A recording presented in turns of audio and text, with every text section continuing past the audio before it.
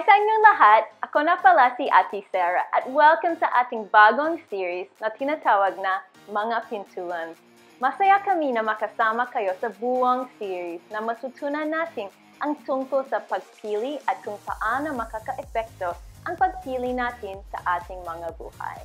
Ang mga pintuan na makikita ninyo sa series ay magrepresenta sa ating pagpili. Ilan sa mga pagpili na iyon ay patungo sa maling pagpili, habang ang iba naman ay patungo sa tamang pagpili. Pwede mo bang piliin na tumayo at kumanta para kay Jesus? Kaya tayo na tumayo, sumayaw at kumanta para sa Diyos. No, I won't be afraid. You are with me. You are right beside me every day. Even when it feels like everything's going wrong, I can look up to you, God, and find my strength. Your love has lifted me above the raging sea, and I just gotta say, your love makes me brave, and I won't be afraid.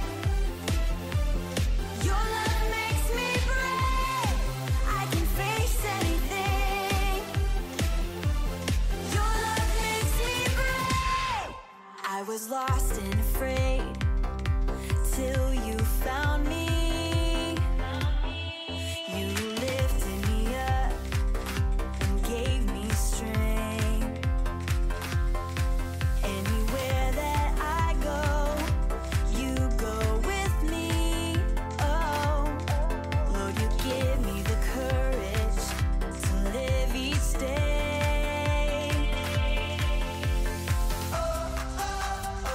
Your love has lifted me above the raging sea, and I just gotta say, your love makes me brave, and I won't be afraid. Your love makes me brave, I can face anything. Your love makes me brave, and I won't be afraid. Your love makes me brave, I can face anything. Your love makes me brave. Your word will light my way, your word will help me to stand. I know I'm safe with you, I know I'm held in your hands. Your word will light my way, your word will help me to stand. I know I'm safe with you, I know I'm held in your hands. Your love makes me brave, and I won't be afraid. Your love makes me brave, I can face anything. Your love makes me brave, and I won't be afraid. Your love makes me brave, I can face anything. Your love makes me brave. Your love makes me brave. Your love makes me brave.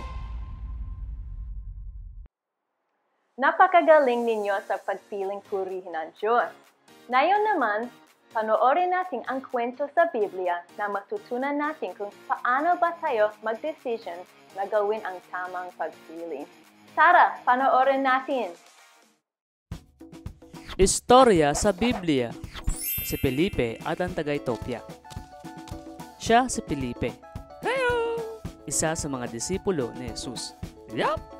Ibinabahagi ni Felipe ang magandang balita ni Jesus sa iba't ibang lugar. Isang araw, napag-usap ang anghel ng Panginoon kay Felipe at ang sabi, pumunta ka sa timog sa daan ng disyerto. Gagawin ko yan!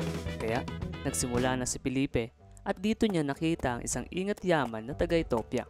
Galing ito sa Jerusalem kung saan siya sumasamba at ngayon ay pabalik na sa Ethiopia. Ito ay nakasakay sa kanyang karwahe at nagbabasa ng aklat na Isaias ng malakas. Hello! Sinabi ng banal na espiritu kay Felipe, puntahan mo at makisabay ka sa kanyang karwahe. Okay, gagawin ko yan!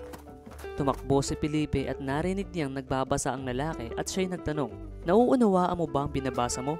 Ang sagot ng lalaki, paano ko mauunawaan kung wala namang magtuturo sa akin?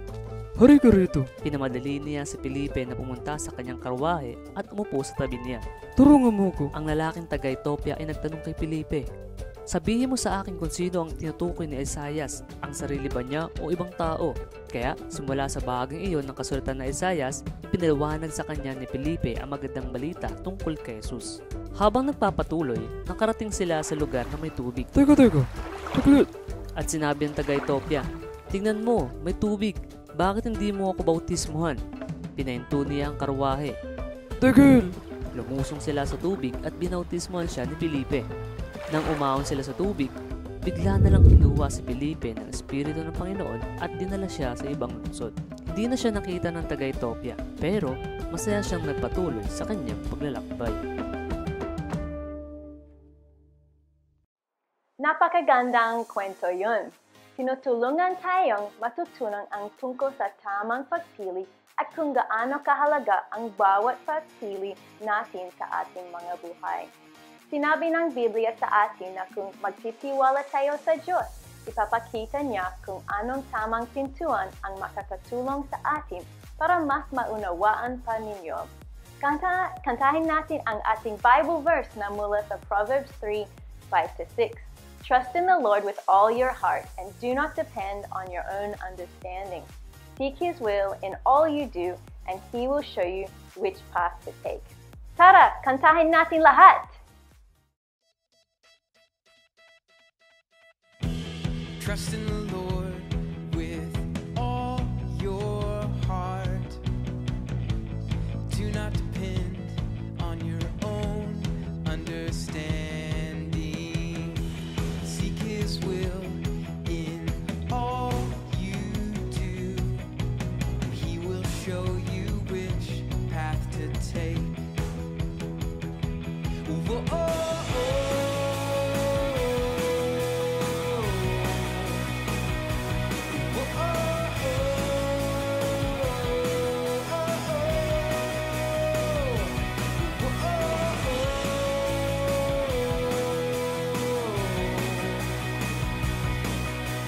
Proverbs 3:5-6. Trust in the Lord with all your heart.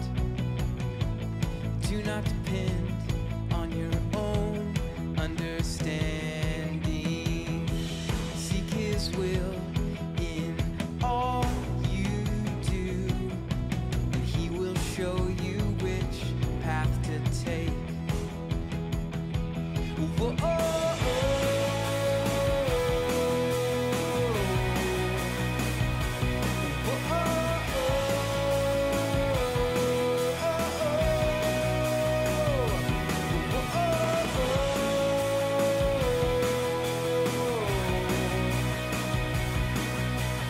Proverbs 3:5-6.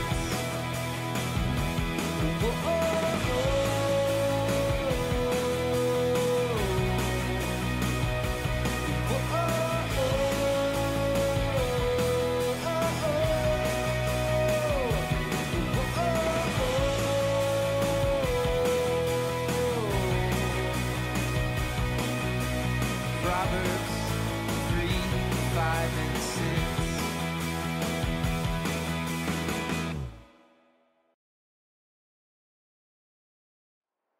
Napakagandang Bible verse song yun at na tinuturo sa atin na pwede natin hanapin sa Diyos ang sagot sa paggawa ng mga pagpili o decision. Minsan mahirap malaman kung tama ba ang pagpili na gagawin natin sa isang situation, pero sinabi ng Biblia sa atin na pwede tayong humingi ng tulong sa Diyos palagi. Ngayon naman ay mapapanood natin ang tungkol sa batang may pagkakataon na pumili sa tama o sa maling pagpili.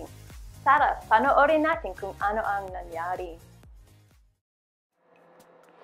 Hey guys!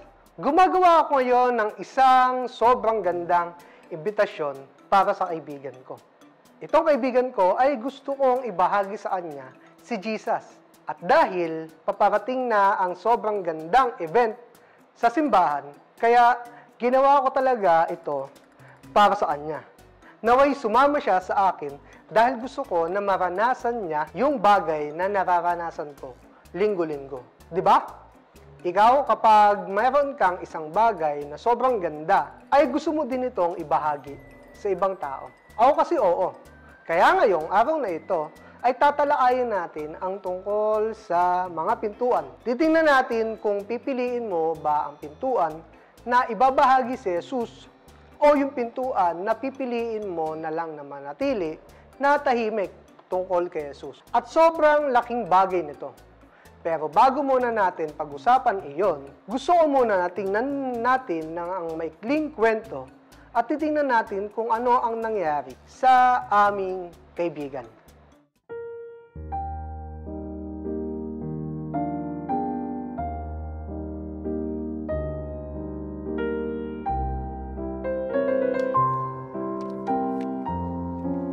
I hope you can make it. Okay, thank you.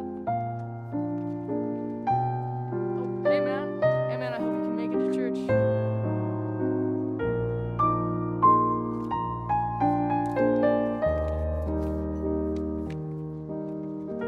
Hey, I hope you can make it.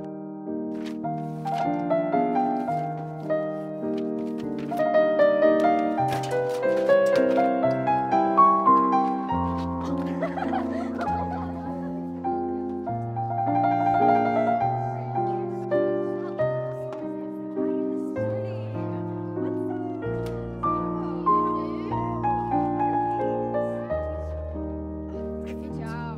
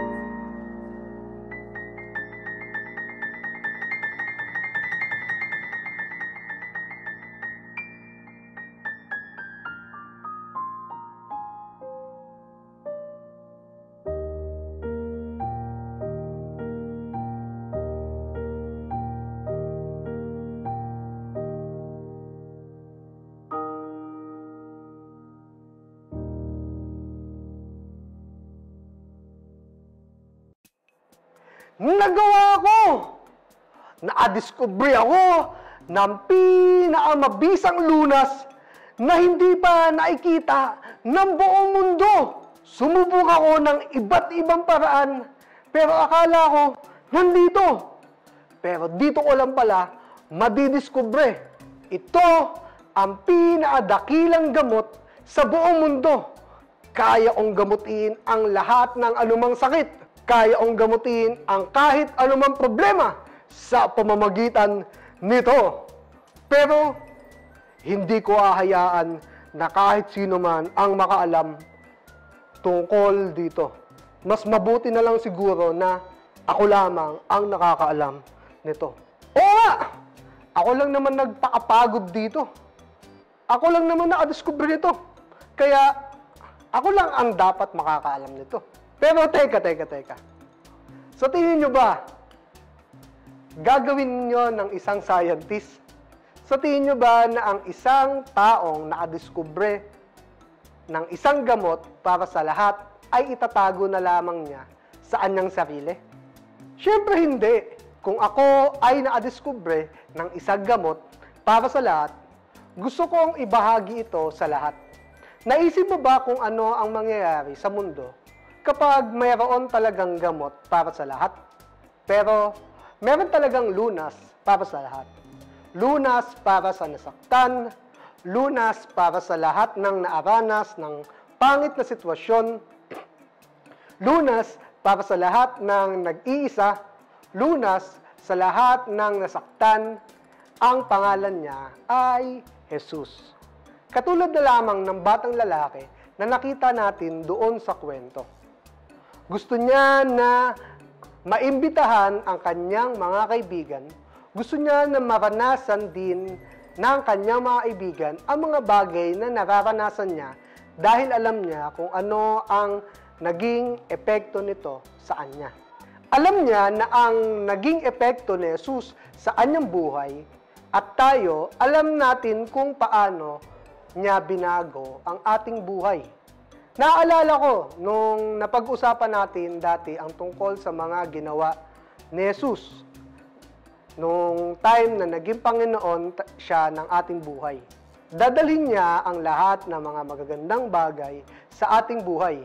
Hindi naman ibig sabihin nito na ang buhay natin ay magiging perpekto. Pero, ibibigay ni Jesus ang lahat ng ating pangangailangan na kahit na sino man ay hindi kayang ibigay ang mga bagay na iyon. Maliban sa Kanya. Siya ang lunas sa lahat ng bagay. Pero bakit hindi natin kayang ibigay siya? Sinasabi sa Biblia na dapat tayo pumasok sa pintuan na ibinabahagi si Jesus. Hindi dapat tayo pumasok sa pintuan ng katahimikan. Kaya dapat natin piliin ang pintuan na ibahagi si Jesus. Katulad na lamang ng kwento sa Biblia, itong lalaking taga-Ethiopia ay pabalik na sana ng kanyang tahanan. Pero nangusap ang Diyos sa isang lalaking nagngangalang Felipe at may anghel na pumunta sa kanya at sinabi, pumunta ka sa lalaking ito at pakinggan kung ang kanyang sinasabi at nang ginagawa niya ay iyon. Naririnig niya kung ano ang binabasa ng lalaking taga-Ethiopia na bahagi ng salita ng Diyos at hindi niya ito maintindihan. Kaya tinanong ni Felipe ang lalaki, gusto mo ba na tulungan kita na maintindihan kung ano ang binabasa mo? Kaya pumayag ang lalaki.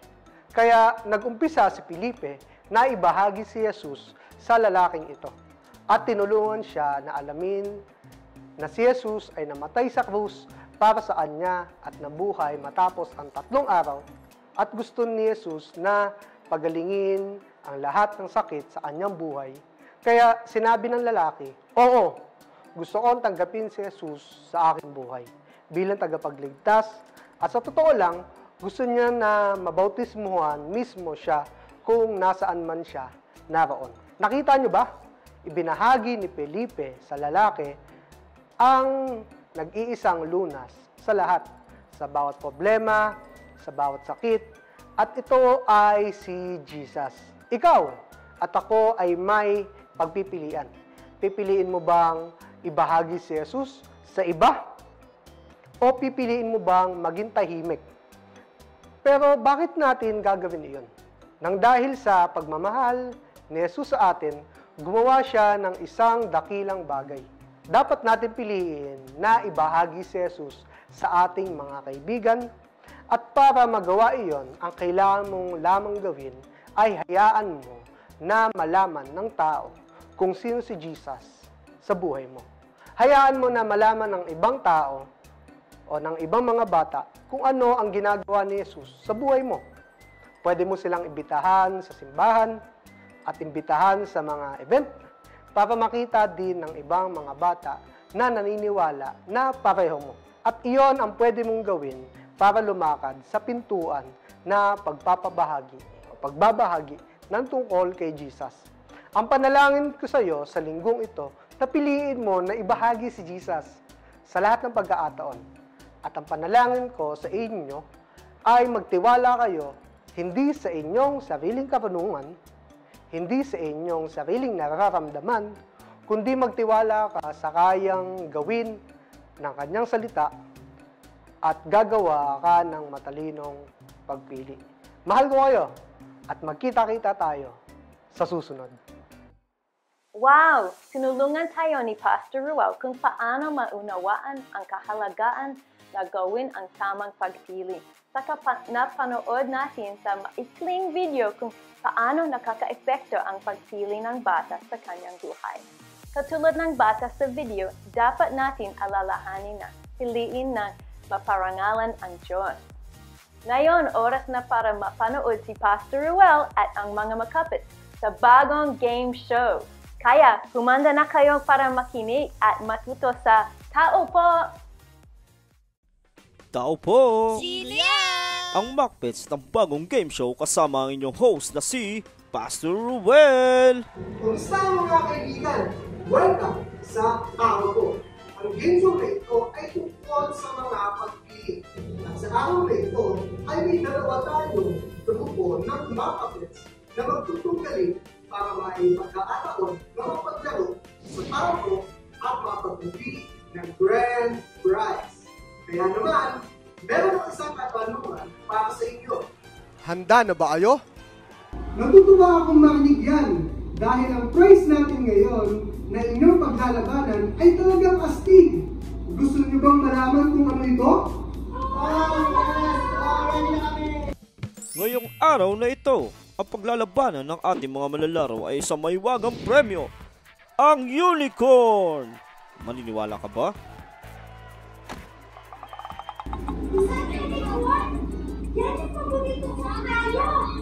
Wow! Kayla! Gaano mo katagal na paborito ang unicorn? Buong buhay ko! Oh! Napaka-astig naman nun! Ngayon, Kayla, kung ikaw ang mananalo ngayon ng unicorn, ano ang gagawin mo dito? Sasabihan ko ang lahat tungkol dito at marami akong kaibigan na aking ito. Wow! Sana nga na manalo ka! Ngayon, ito na ang iyong kakampi na si Cora. Hello, Pastor Ruel! Hi Cora! Ngayon, kung ikaw ang mananalo ng unicorn, ano ang gagawin mo dito? Napakadali naman po ng tanong ninyo. Sasakit ko ito para ako ang maging Reyna Cora! Wow! Reyna Cora! Reyna Cora na nakasakay sa isang unicorn. Gusto ko yan! Okay, handa na ba kayong lahat na maglaro? Yeah! Magaling! Laruin na natin ang Macbeth Bingo! Ang bawat team ay pipili ng Macbeth Bingo cards na mayroong mga hugis at kulay dito. Iba't ibang hugis at kulay ang sasabihin. Ang unang team na makakakuha ng 3 pambihira at pahalang at padiagonal ang siyang mananalo at dediretso sa ating Tao Po. Alright! Ang ating manlalaro ay nakapili na ng kanilang mga cards. Kaya magsimula na tayo sa Macbeth Bingo! Ngayon, tingnan natin ang unang hugis at ito ay ang purple na square. Ngayon, tingnan naman natin ang susunod na hugis at ito ay ang pula na triangle. Magaling! Okay, at ito na ang huling hugis. Isa itong orange na bilog. Totoo ba? Tingnan nga natin. Isang purple na square, isang pula na triangle, at isa namang orange na bilog. Wow, congrats, Kyla! Ikaw ang nanalo. At dahil dyan, ikaw ang maglalaro sa Taupo. Sa Taupo, isa sa manlalaro ay may pagkakataon na makagawa ng isang malaking pagpipili. Sa likod ng isang pintuan ay ang grand prize! At sa likod naman ng isang pang pintuan ay isang tambak na mabahong medyas ni Lito. Ano kaya ang pipiliin nila? Okay, Kyla. Narito tayo sa pinakahuling round ng Taupo. At ikaw ay may importanteng pagpili na kailangan mong gawin. Alam ko po, pero hindi ko alam kung ano ang dapat kong gawin. Okay, narito ako para tulungan ka. Pero kailangan mo pa rin pumili. Sige, makikinig ako. Naalala mo ba yung kwento sa Biblia natin sa araw nito tungkol kay Felipe at ang lalaking taga Ethiopia? Oo, naalala ko. Sinabi ni Felipe sa lalaki na taga-Ethiopia ang tungkol kay Jesus. Tama ka! Ginawa niya ito at iyon ang napaka-importanting desisyon na ginawa niya. Kung titingnan natin, walang pumilit kay Felipe na sabihin sa lalaki ang tungkol kay Jesus. Pero pinili niyang sabihin sa lalaki ang tungkol kay Jesus. Oh, ano ba ang ginawa niya? Pwedeng wala siyang sabihin kahit ano. Pwede niyang nagpasan at daanan na lamang ng lalaki. At walang sabihin tungkol kay Jesus. Oh, naintindihan ko na ngayon. Kaya Kyla, maaari mong piliin na sabihin sa mga tao ang tungkol kay Jesus o manatili kang tahimik tungkol kay Jesus. Okay, Kyla? Ito ang unang pinto. Ibig sabihin nito, yung pagiging tahimik mo para kay Jesus. Ano naman nasa pangalawang pinto? Ang pangalawang pinto naman ay ang pagpili na sabihin ang tungkol kay Jesus. Kaya, Kyla, anong pintuan ang pipiliin mo? Ang pintong manahimik tungkol kay Jesus? O piliin ang maging sabihin ang tungkol kay Jesus? Okay. Pinipili kong sabihin sa ibang tao ang tungkol kay Jesus. Ang pangalawang pinto ang pinipili ko. Sigurado ka na ba? Opo, sigurado na ako sa pangalawang pinto. Pangalawang pinto, tao ko. What? Kyla! Naniniwala ka ba? Unicorn ang nakuha mo! Tingnan mo ito! Tingnan mo ito! Nanalo ka ng unicorn! Masaya ako! Sasabihin ko sa lahat ang tungkol dito at sasabihin ko din sa lahat ang tungkol kay Jesus. Wow! Kahanga-hanga yun! Masaya ako at excited ako na nanalo ka ng unicorn. At higit pa dyan, ibahagi si Jesus sa ibang tao. Opo, at excited na ako sabihin sa ibang tao ang lahat tungkol sa mga ganda kong mga bagay na ginawa ni Jesus sa buhay ko. Magaling! So tandaan natin na maaari natin sabihin ang tungkol kay Jesus. Kaya maraming salamat sa pagsama ninyo dito sa Taupo, Sino yan? ang pinaka-the best show sa Muppet! Woo!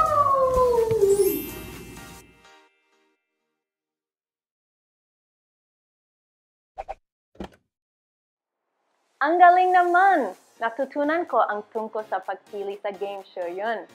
Ngayon, oras na rin upang mapanood si Lito sa may sariling version ng Taupo! Ito ang Taupo kasama si Lito. Kamusta kayong lahat? At welcome sa Litos! Ako yun! Version ng Taupo. Kung saan may mga tanong ako at ibibigay ninyo ang mga sagot. Kapag nasagutan ninyo ang tanong ng tama, makakakuha kayo ng kakaibang premyo. Ito ang tao po trophy sticker! Yay! Okay, wag na tayong magsayang pa ng oras. Gawin na natin! Ang unang tanong ay practice lamang.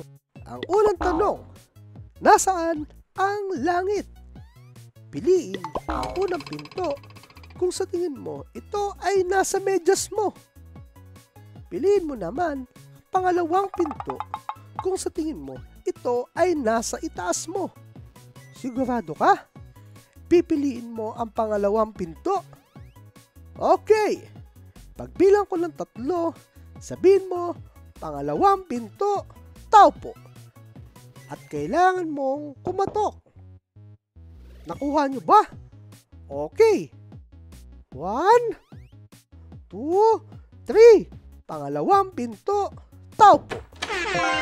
Tama! Ang langit ay nasa itaas natin. Sunod na tanong. Sino ang kinausap ni Felipe sa kwento sa Biblia? Piliin ang unang pinto kung sa tingin mo ay naipag-usap siya sa isang rhinoceros. Piliin naman ang pangalawang pinto kung sa tingin mo ay naipag-usap siya sa isang taong taga-Ethiopia. Sa tingin mo, ito ay pangalawang pinto? Okay, pagbilang ko ng 3, sabihin mo pangalawang pinto, tao po. 1, 2, 3. Pangalawang pinto, tao po. Ay pag-usap si Felipe sa isang taong taga-Ethiopia. Sunod na tanong, tungkol kanino ang itinuro ni Felipe sa lalaking taga-Ethiopia?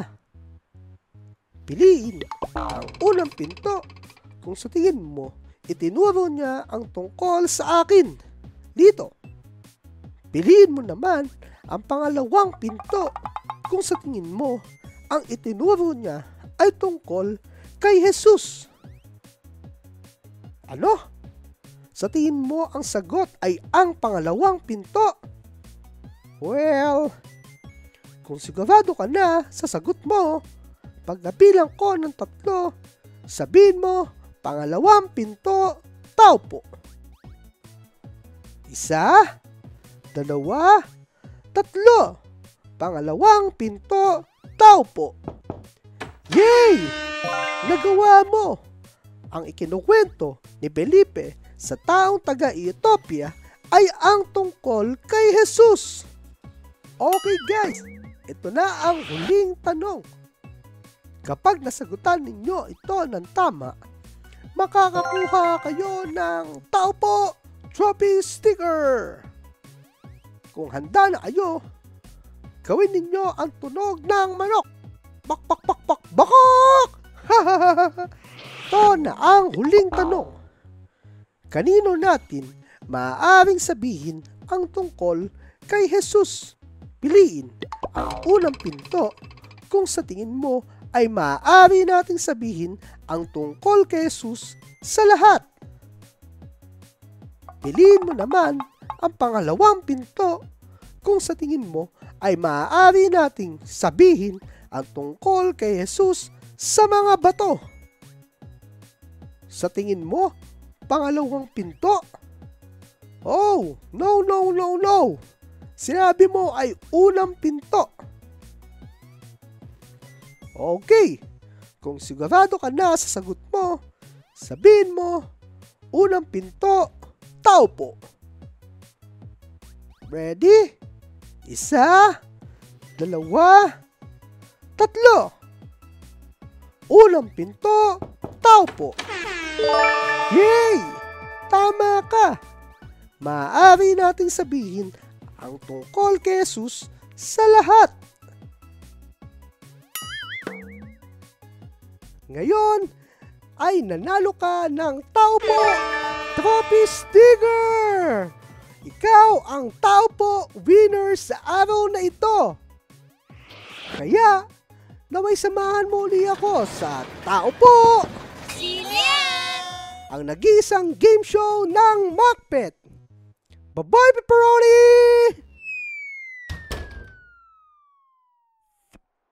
Natutunan ninyo ang tungkol sa paggawa ng tamang pagpili ngayon buong isang linggo. Natutunan ko rin na pwede tayo humingi ng tulong sa Diyos palagi na gumawa ng tamang pagpili at makakatulong din ang Biblia.